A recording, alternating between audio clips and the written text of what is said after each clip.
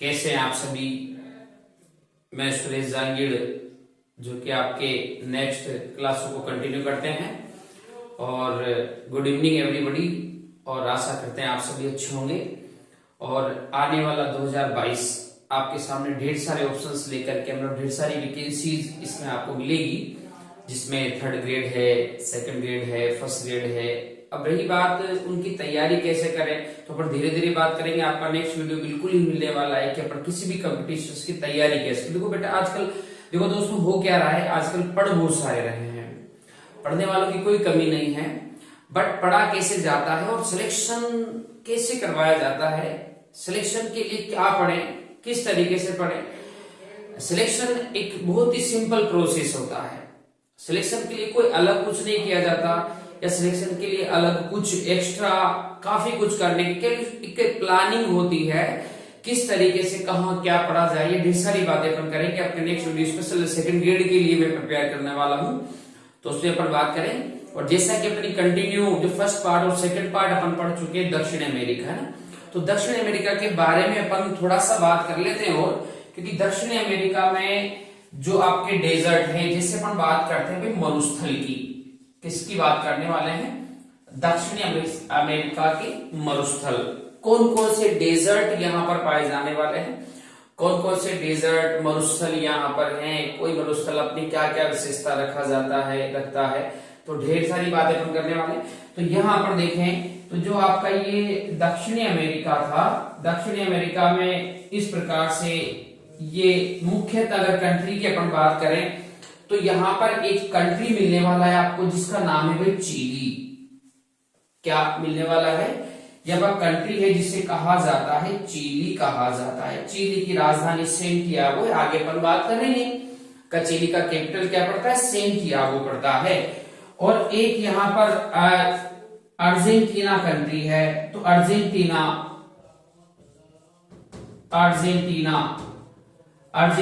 जो है वो अर्जेंटीना की राजधानी ब्यूनस आयर्स अपन पढ़ने वाले हैं।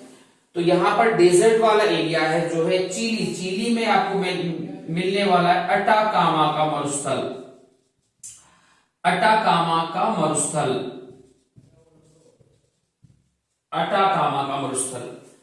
तो यानी मैं ये बात कहूं कि अटाकामा का मरुस्थल पड़ता कहां पर है, चिली में। फर्स्ट क्वेश्चन आपको यही पूछा जाएगा कि कोई सा भी जो डेजर्ट है वो कहां, कौन से कंट्री या देश में स्थित है। तो अपन बात करेंगे अटाकामा का मरुस्थल चिली में पड़ता है। और अर्जेंटीना में पेटागोनिया का मरुस्थल है। पेटागोनिया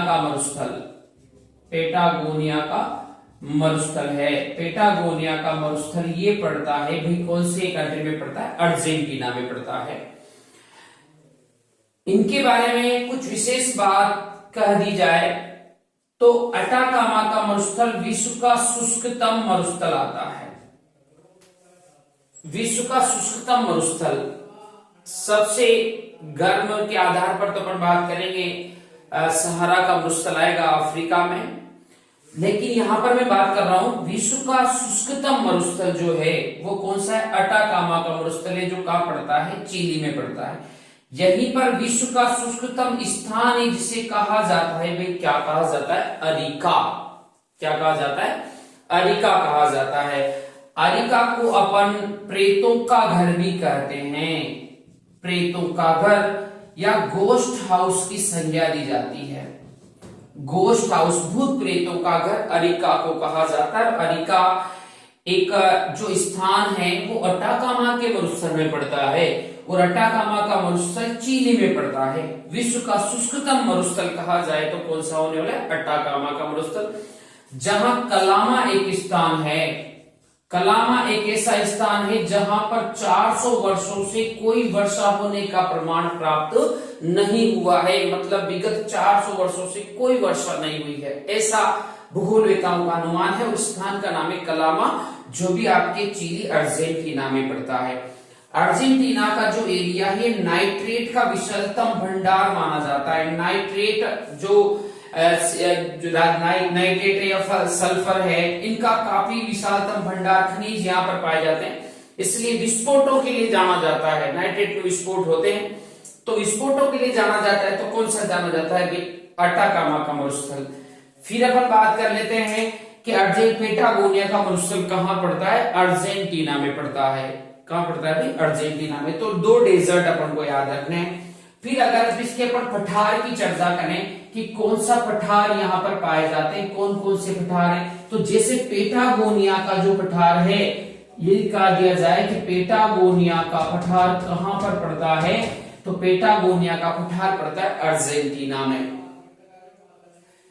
फिर ये कहा जाए तो यहां पर एक पठार पड़ता है टोरा रासा का पठार, टोरा रासा का पठार।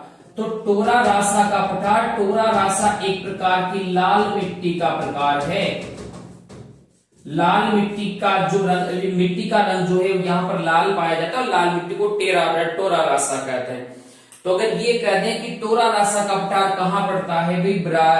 ब्राजील में पड़ता है, ब्राजील में पड़ता है। टोरा रासा का पठार लाल पठार पाया जाता है, लाल रंग का पठार है, क्योंकि यहाँ मिट्टी का रंग कैसा होता है? लाल होता है, जो कि कहवे की खेती के लिए काफी उपयुक्त या अच्छी जो है सर्वोत्तम मिट्टी पाई जाती है, टोरा रासा।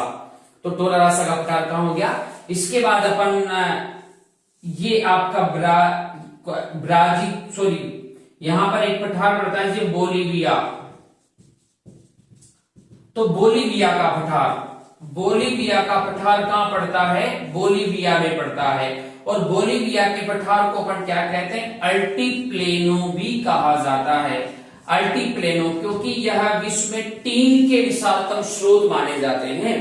अल्टीप्लेनो क्योंकि ये आपके यहाँ पर है टिटिकाका झील, टिटिकाका के तटीय भागों में जो पठार पाया जाता है उसे अपन बोलीविया का पठार कहते हैं। और बोलीविया में इसे अपन अल्टीप्लेनो कहा जाता है।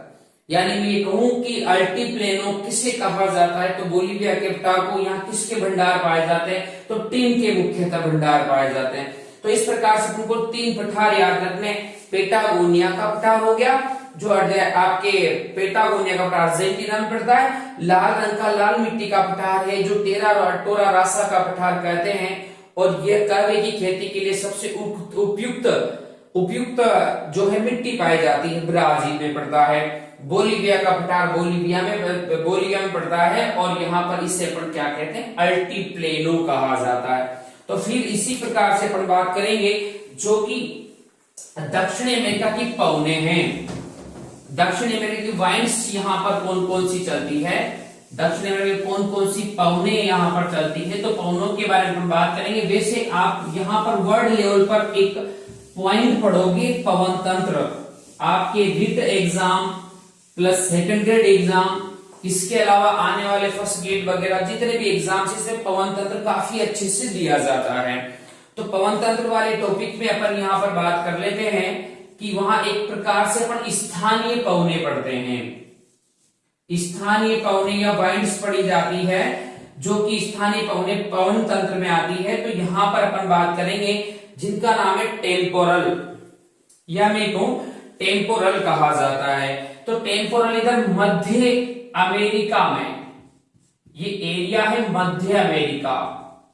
तो मध्य अमेरिका में चलने वाली पवनों को क्या कहा जाता है? टेम्पोरल कहा जाता है। और टेम्पोरल एक प्रकार की मानसूनी पवने हैं, मानसूनी पवने टेम्पोरल, या यूं कह दिया जाए कि मध्य अमेरिका में चलने वाली मानसूनी पवनों को किस नाम से जाना जाता है? टेम्पोरल के नाम से जाना जाता है। इसके बाद आपने देखा कि यहाँ पर ये मुख्यतः विश्व की सबसे लंबी पर्वतमाला होगी, जिसका नाम है क्या? एंडीज। क्या नाम होने वाला है भाई?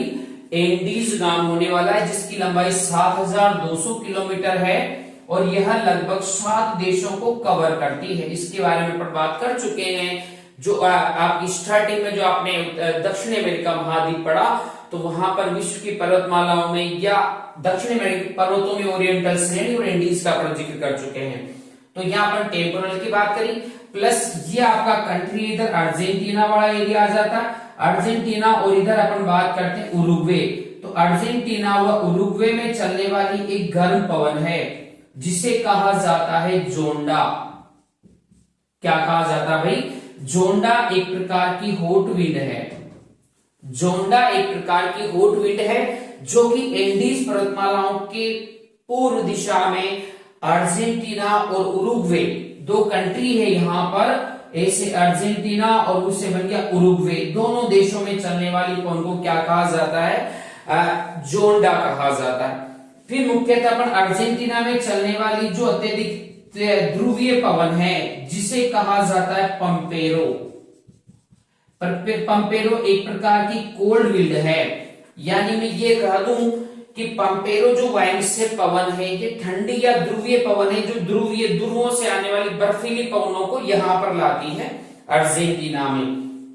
तो अर्जेंटीना में चलने वाली ठंडी पवन, ध्रुवीय पवन को क्या कहा जाता है? पंपेरो कहा जाता है। अर्जेंटीना प्लस इधर आप ले लीजिए उरुग्वे, उरुग्वे के बाद इधर आपका चिली है, तो इन कंट्री में चलने वाली जो पवन है उसे कहा जाता है, क्या कहा जाता है? पंपेरो कहा जाता है।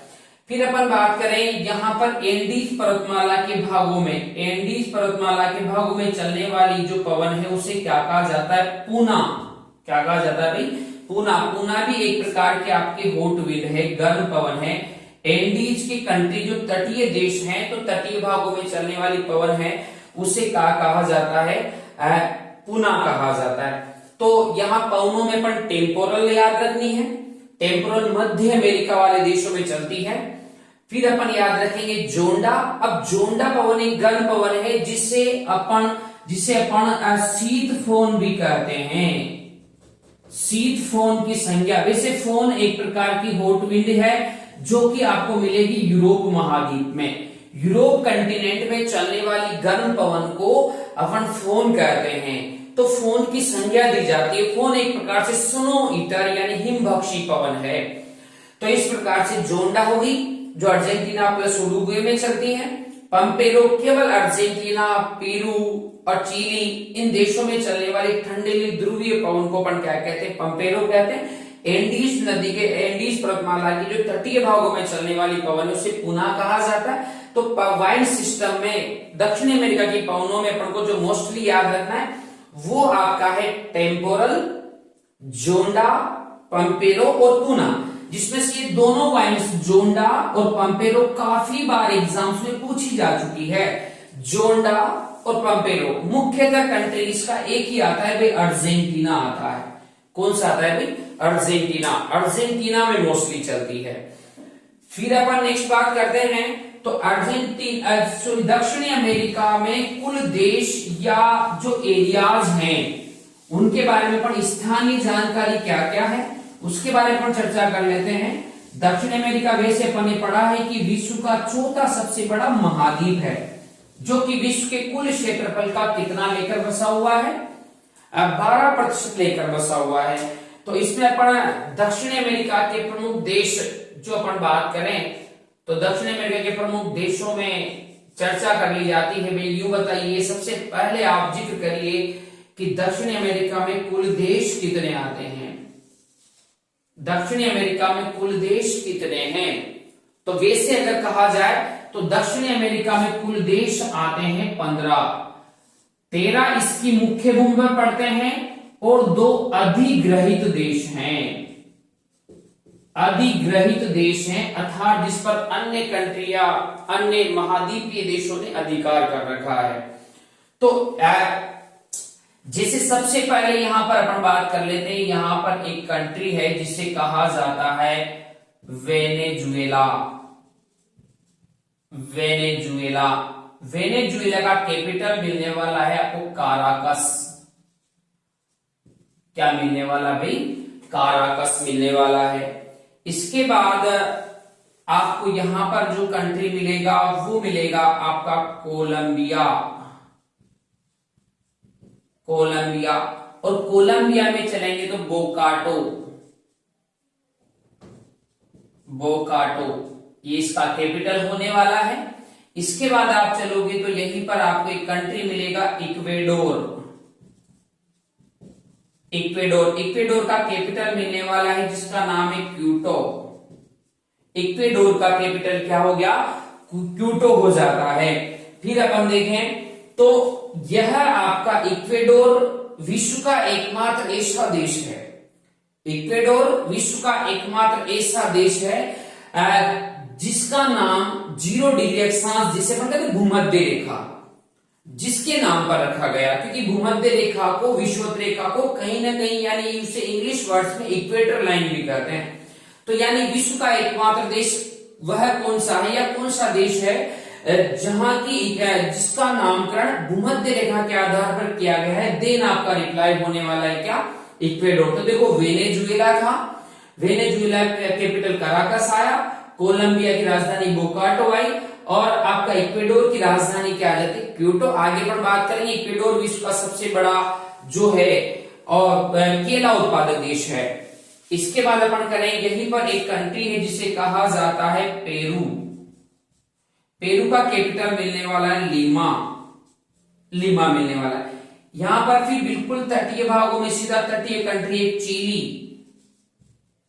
चिली मिलेगा। चिली की राजधानी मिलेगी सेंटियागो, सेंटियागो मिलने वाला है। चिली की राजधानी क्या हो गई भाई? सेंटियागो होगी।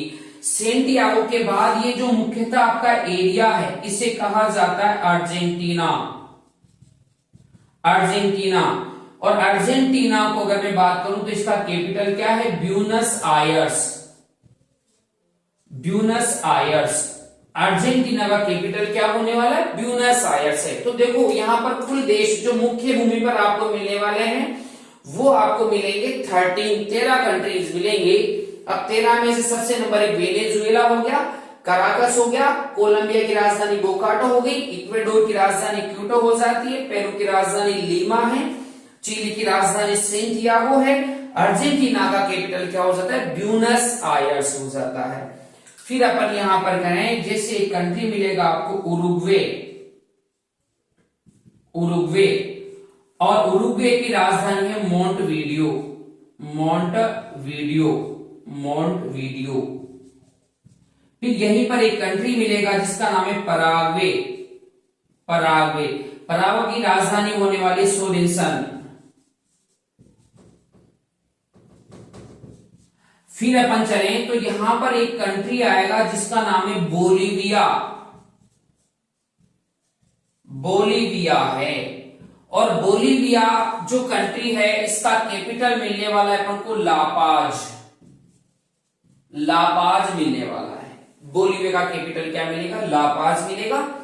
इसके बाद आप चलोगे तो यहां पर ये सबसे बड़ा देश है जिसका नाम है ब्राजील, ब्राजील की राजधानी है ब्राजीलिया, ब्राजील की राजधानी क्या है? ब्राजीलिया है। और फिर अपन नेक्स्ट बात करते हैं तो आपकी यहां पर कंट्री होगा जिसका नाम है French Guiana, French Guiana, KNA मिलने वाला है। फिर आपको मिलेगा सूरीनाम, सूरीनाम। तो इस प्रकार से कंट्री है सूरीनाम। तो सूरीनाम का जो कैपिटल है वो परामेरिबो है, परामेरिबो, परामेरिबो होने वाला है। और गुयाना, गुयाना, गुयाना का राजधानी होगा जॉर्ज टाउन, जॉर्ज टाउन होने वाला है। तो ये प्रमुख कंट्रीज हैं किसके? साउथ अमेरिका, दक्षिणी अमेरिका के। टोटल 15 हैं और मुख्य भूमि पर जो कंट्रीज आने वाले हैं उनका नंबर ऑफ 13 केवल 13 है। देखो वंस अगेन एक बार और रिपीट कर लेते हैं। वेनेजुएला कराकस है, कोलंबिया की राजधानी बोकाटो है, और यहां पर आपको मिलने वाला इक्वेडोर की राजधानी क्यूटो है। यहां पर एक और क्वेश्चन अपन ने लर्न किया था कि विश्व का एकमात्र ऐसा देश कौन सा है जिसका नामकरण भूमध्य रेखा के आधार पर किया गया? तो आपका रिप्लाई हो जाएगा इक्वेडोर। पेरू की राजधानी लीमा है, चिली की राजधानी सेंटियागो जहां पर एटाकामा का मरुस्थल पड़ा, अर्जेंटीना की राजधानी ब्यूनस आयर्स है, और उरुग्वे की राजधानी मोंटवीडियो है, पराग्वे सूरिनसन है, ब्राजील ब्राजीलिया है, फ्रेंच गुयाना केएनए है, सूरीनाम परामेरिबो है, गुयाना जॉर्जटाउन है। अब अगर इसमें बात करते हैं अपन, एक क्वेश्चन बनता है लैंडलॉक्ड, लैंडलॉक्ड। अब लैंडलॉक्ड का एक शब्द है भू आवंटित, भू आवंटित, या कभी कभी एक शब्द का प्रयोग कर लेते स्थलारूढ़, यानी ये कहें अपन लैंडलॉक्ड एक ऐसा देश होता है जो चारों ओर से जिसकी केवल स्थलीय सीमाएं लगती हो या केवल जमीन स्थलीय सीमाएं स्पर्श करती हो, उसे कहा जाता है लैंडलॉक्ड कंट्री, भू आवंटित देश। और विश्व का सबसे बड़ा भू आवंटित देश आप पढ़ोगे जिसका नाम है मंगोलिया, जिसका नाम होने वाला है मंगोलिया। आपके आएगा राजधानी उलन बटोर, मंगोलिया राजधानी कैपिटल क्या हो जाएगा, ये आपको मिलेगा एशिया महाद्वीप में। तो अगर क्वेश्चन मेरा ये है कि विश्व का सबसे बड़ा लैंडलॉक्ड कंट्री, लैंडलॉक्ड देश कौन सा है, तो अपना जवाब क्या है, मंगोलिया, जो कि आपको एशिया महाद्वीप में मिलने वाला है। लेकिन यहां मैं बात कर रहा हूं कि दक्षिणी अमेरिका के जो कंट्री हैं उनमें लैंडलॉक्ड देश नंबर बहुत कम है, क्योंकि टोटल मुख्य भूमि पर 13 कंट्री देश आने वाले हैं, 13 में से 11 तटीय सीमा का निर्माण करते हैं, यानी केवल 2 देश कैसे आते हैं, लैंडलॉक्ड आते हैं, भू आवंटित आते हैं, स्थलारूढ़ आते हैं। तो दक्षिण अमेरिका के केवल 2 लैंडलॉक्ड देश आपको मिल रहे हैं, बोलीविया व पराग्वे। बोलीविया वो एक और कंट्री कौन सा आ गया, पराग्वे हो जाता है। दक्षिण अमेरिका के मात्र 2 लैंडलॉक्ड देश है जिनका नाम है बोलीविया व पराग्वे है। फिर अपन नेक्स्ट बात करते हैं, तो जहां बोलीविया का नाम आता है तो बोलीविया का कैपिटल अपन ने क्या लिखा, लापाज लिखा। फिर अपन ने बात करी कि विश्व का सबसे बड़ा लैंडलॉक्ड देश तो जो कौन सा था, मंगोलिया, कैपिटल क्या रहा, उलन बटोर, कौन सी महाद्वीप पड़ेगा, एशिया। लेकिन दक्षिण अमेरिका के कुल लैंडलॉक्ड देश की संख्या तो 2 आ गई और बोलीविया और पराग्वे। लेकिन क्वेश्चन ये बनाया कि दक्षिण अमेरिका का सबसे बड़ा लैंडलॉक्ड देश कौन सा है, दक्षिण अमेरिका का सबसे बड़ा लैंडलॉक्ड देश कौन सा है, तो उसमें नाम आएगा बोलीविया, जिसका कैपिटल लापाज है। अब लापाज से क्वेश्चन और बनाया जाता है, विश्व का सर्वाधिक ऊंचाई पर स्थित, विश्व का सर्वाधिक ऊंचाई पर स्थित राजधानी नगर कौन सा है, लापाज है, जो किसका राजधानी पड़ता है, बोलीविया का। बोलीविया दक्षिण अमेरिका का सबसे बड़ा लैंडलॉक्ड देश होने के साथ ही इसका राजधानी नगर विश्व का सर्वाधिक ऊंचाई पर स्थित राजधानी नगर है, जो कौन सी पर्वतमाला पर स्थित है, एंडीज पर्वतमाला। कौन सी पर्वतमाला पर, एंडीज पर्वतमाला। तो अपना बहुत अच्छा क्वेश्चन जो एक 2 बार एग्जाम में पूछा गया है कि विश्व का सर्वाधिक ऊंचाई पर स्थित राजधानी नगर कौन सा जाता है, लापाज जाता है, जो किसका कैपिटल पड़ता है भाई, बोलीविया का कैपिटल पड़ता है। फिर विश्व का दूसरा सर्वाधिक ऊंचाई पर स्थित राजधानी नगर कौन सा है, क्योटो, कौन सा आने वाला है, क्योटो आने वाला है।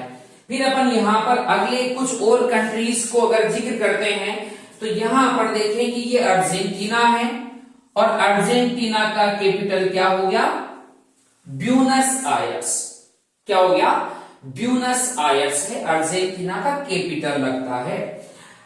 अर्जेंटीना विश्व में साक्षरता की दृष्टि से, साक्षरता यहाँ की पॉपुलेशन मतलब जो एजुकेशन स्तर है, जो शैक्षिक स्तर है वो काफी ज्यादा है, काफी अच्छा है, मतलब रैंकिंग प्रथम स्थान पर आता है, साक्षरता की दृष्टि से काफी डेवलप्ड कंट्री है। तो अर्जेंटीना जो है साक्षरता की दृष्टि विश्व में प्रथम स्थान अग्रणी देश माना जाता है।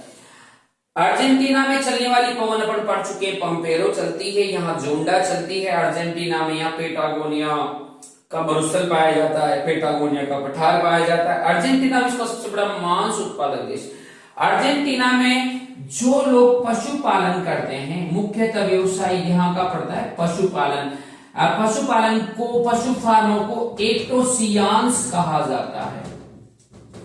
एक्टोसियांस मतलब अर्जेंटीना के जो किसान होते हैं, अर्जेंटीना के किसान पशुपालकों के लिए पशु फार्म या कृषि फार्म निर्मित करते हैं और उन कृषि फार्मों को एक्टोसियांस कहा जाता है, एक्टोसियांस कहा जाता है। और एक्टोसियांस के साथ ही यहाँ किसान को अपन क्या कहते हैं, ग्वांचो कहा जाता है। क्या कहा जाता है, जो अर्जेंटीना में पंपाज घास के मैदान पाए जाते हैं, जिन्हें अर्जेंटीना का हृदय कहा जाता है।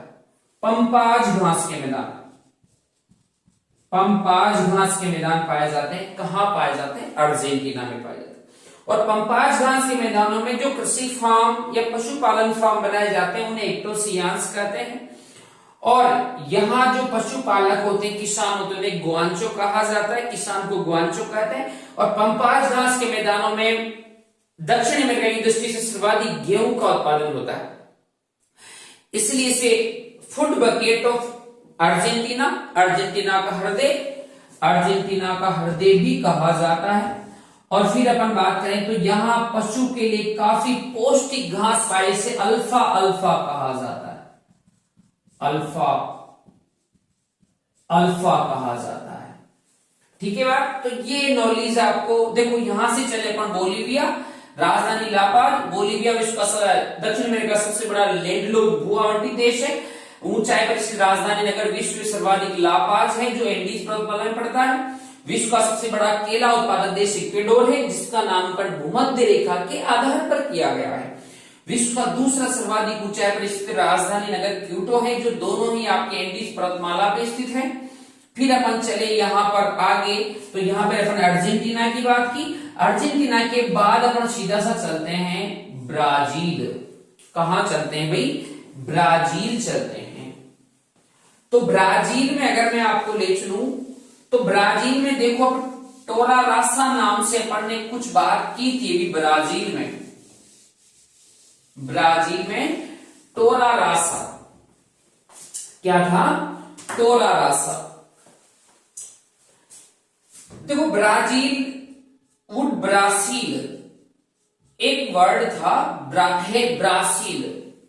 ब्रासील एक वृक्ष का नाम है और ये ब्रासील वृक्ष ब्राजील में पाया जाता है, इसलिए इसका नामकरण कर दिया ब्राजील।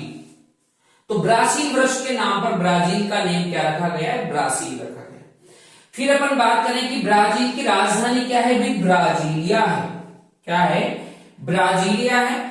और इसकी नवीनतम राजधानी या आर्थिक राजधानी अपन कहते हैं साओ पोलो। कौन सा कंट्री है?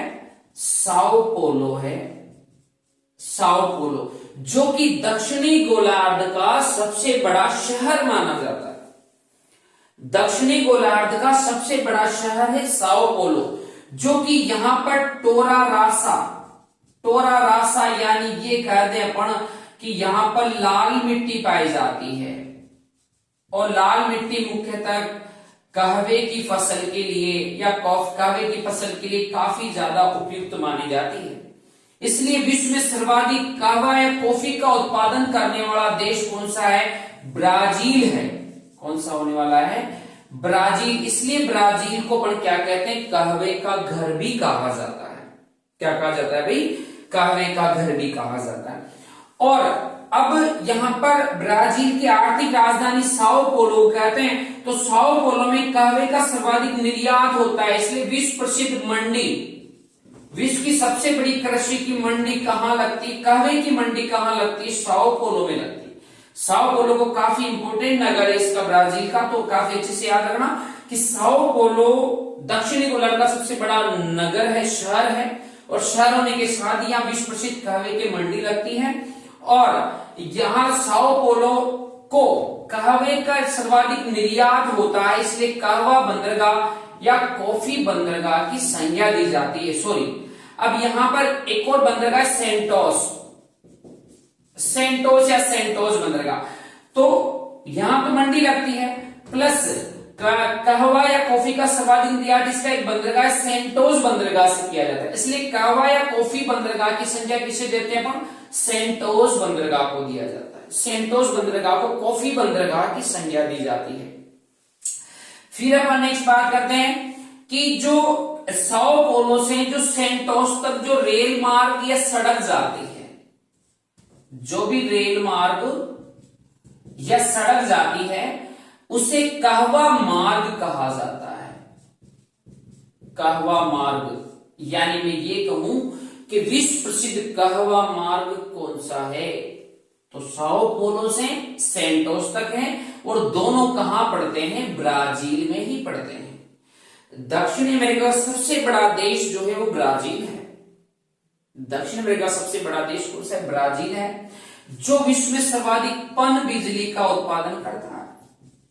पन बिजली मतलब नदी घाटी परियोजनाओं से, नदी के जल से, जल विद्युत को पन बिजली कहा जाता है। नदियों पर बांध बना करके जो बिजली उत्पादन की जाती है उसे पन बिजली कहते हैं। तो विश्व में सर्वाधिक पन बिजली का उत्पादन करने वाला देश कौन सा है? ब्राजील, जो साथ ही कवे का सर्वाधिक उत्पादन करता है, इसलिए इसे अपन कवे का घर कहते हैं ब्राजील को।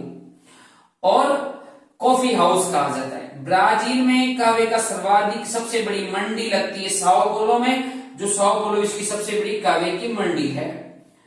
और इसलिए अपन यहां पर ये आर्थिक राजधानी भी कहा जा सकता है ब्राजील का। और फिर यदि अपन बात करें तो साओ पोलो दक्षिणी गोलार्ध का सबसे बड़ा क्या है? शहर है। इसके बाद कॉफी या कहवे का सर्वाधिक निर्यात सेंटोस बंदरगाह से, इसलिए इसे कॉफी या कहवा बंदरगाह की संज्ञा दी जाती है।